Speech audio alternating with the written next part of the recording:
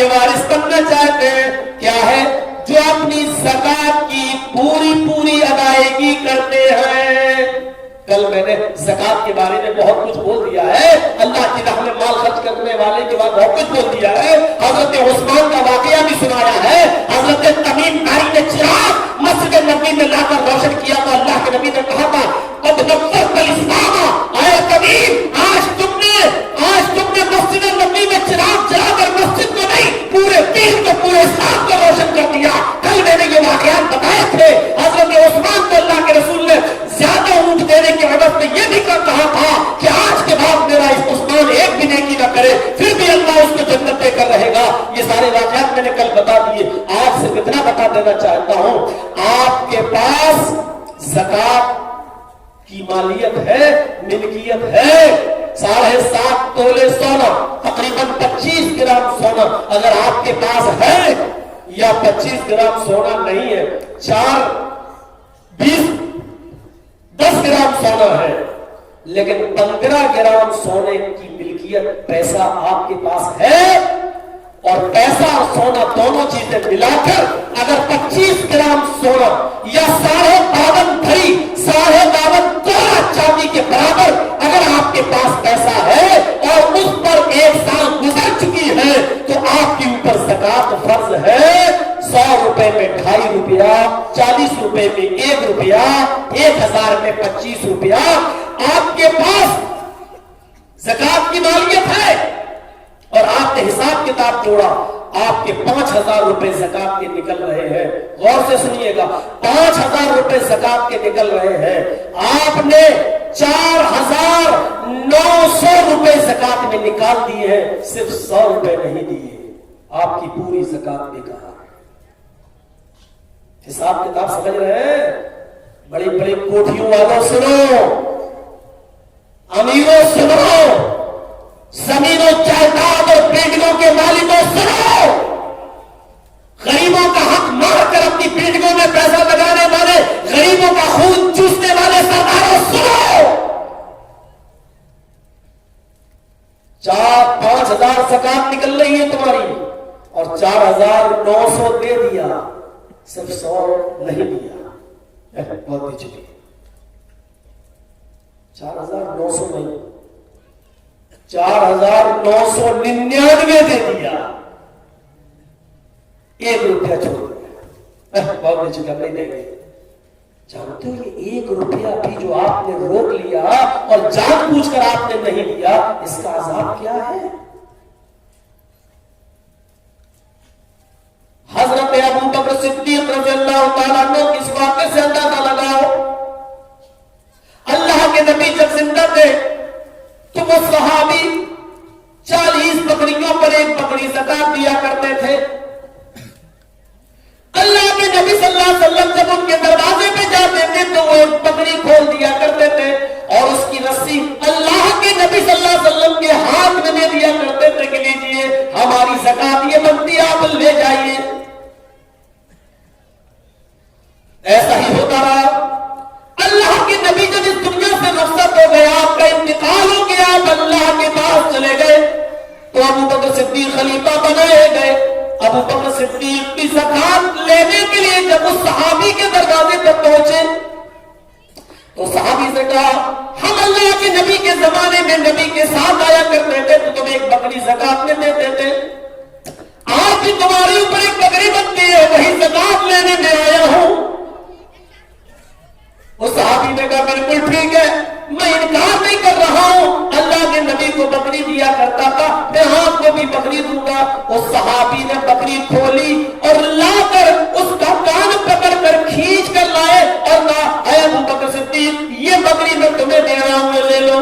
حضرت ابو بکر صدیق نے کہا اللہ کے نبی کے زمانے میں تم اس بکری کی رسی کھول کر اس کے ساتھ مجھے دیتے تھے، یعنی بکری کی رسی مجھے پکڑاتے تھے اور میں رسی پکڑ کر بکری کو لے جایا کرتا تھا، آج تم نے رسی روک لی، صرف بکری مجھے دے رہے ہو۔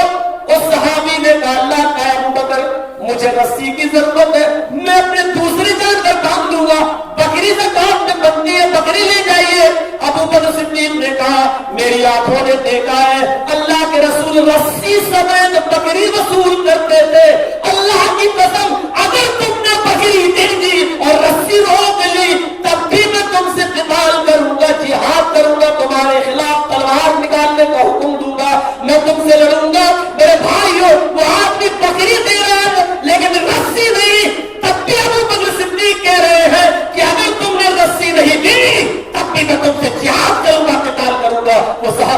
गए और उन्होंने रस्सी लाकर बकरी को पकड़ कर दे दिया। मेरे भाइयों, मैं यही बात कहना चाहता हूँ, बकरी ही ज़कात में पड़ रही है, लेकिन अल्लाह के रसूल को रस्सी समेत देते थे, तो रस्सी समेत मैं लूंगा, बकरी नहीं लूंगा, रस्सी के साथ में लूंगा।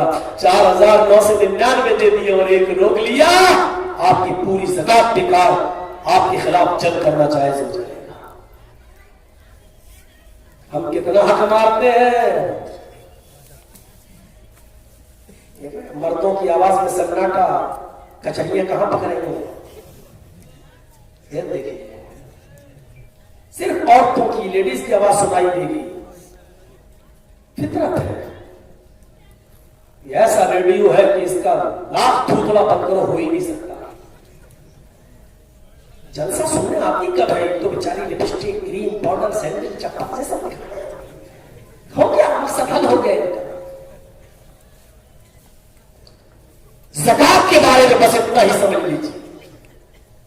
कितने लोग हैं, मौलाना अबुल कलाम आजाद ने लिखा है कि अगर सिर्फ मुसलमान, भारत के, हिंदुस्तान के मुसलमान अपनी माल की पूरी ज़कात अगर देना शुरू कर दें, जितनी ज़कात जिस पर बनती है, अगर मुसलमान अपनी माल की सिर्फ ज़कात अदा कर दे, गरीब और मिस्कीनों तक पहुंचना शुरू कर दे, तो भारत के अंदर एक भी मुसलमान भीख मांगता हुआ नजर नहीं आएगा। ट्रेनों और स्टेशनों और बस स्टैंड के ऊपर एक भी फकीर, एक भी जंगला लूला, एक भी अपाहिज तुम्हें भीख मांगता हुआ नजर नहीं आएगा। आज ये लोग नजर आ रहे हैं, इसका मतलब यह है कि मुसलमान अपने माल की पूरी ज़कात अदा नहीं कर रहा है।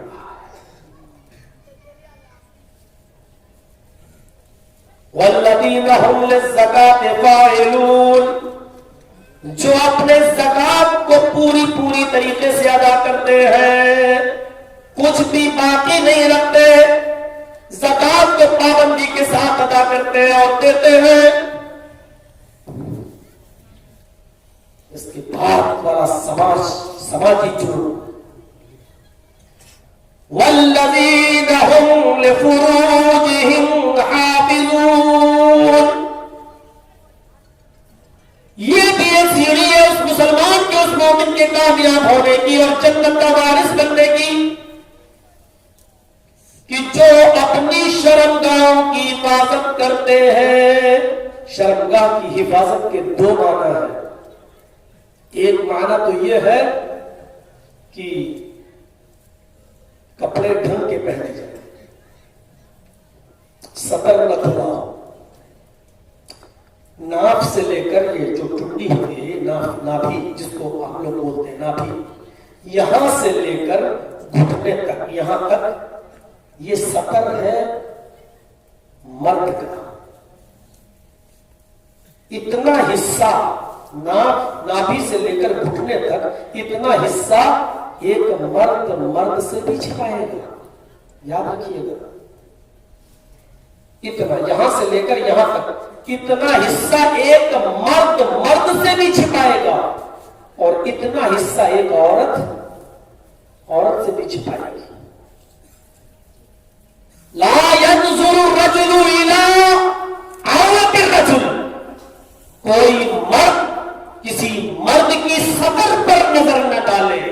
वला तंजुरुल मरअतु इला औरतिल मरअ, और कोई औरत किसी औरत की सतर पर नजर न डाले। मर्द की सतर न देखे, औरत की सतर न देखे। इतना नाभि से लेकर घुटने तक इतना हिस्सा मर्द से छिपाएगा, और इतना हिस्सा औरत से छिपाएगी। हेड पाइप पर नहाने वाले और कुओं पे नहाने वाले, और वो मर्द जो तालाबों में नहाते हैं, और एक साइड में लेडीज नहाती हैं, नजरें डालने समाज पर क्या होगा? जब मर्द के सामने उसके घुटने से ऊपर उसकी रान पर नजर नहीं डाल सकता, उसके लिए जायज नहीं है, तो एक मर्द के लिए किसी औरत का ऐसा ड्रेस जो घुटने से ऊपर हो, उसकी रान पर नजर डालना कैसे जायज हो गया? और एक औरत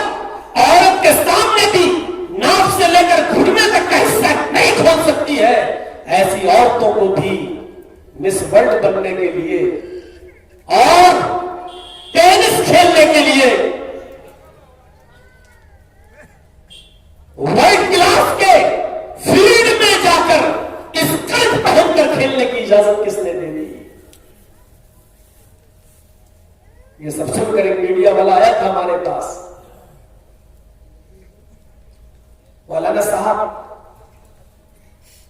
جو کھیلتی ہیں آپ کو کیا اعتراض ہے؟ ہم نے کہا مجھے اعتراض ہے، تجھے کیا اعتراض ہے؟ کہنے لگا آپ ثانیہ مرزا کے بارے میں بول رہے ہیں،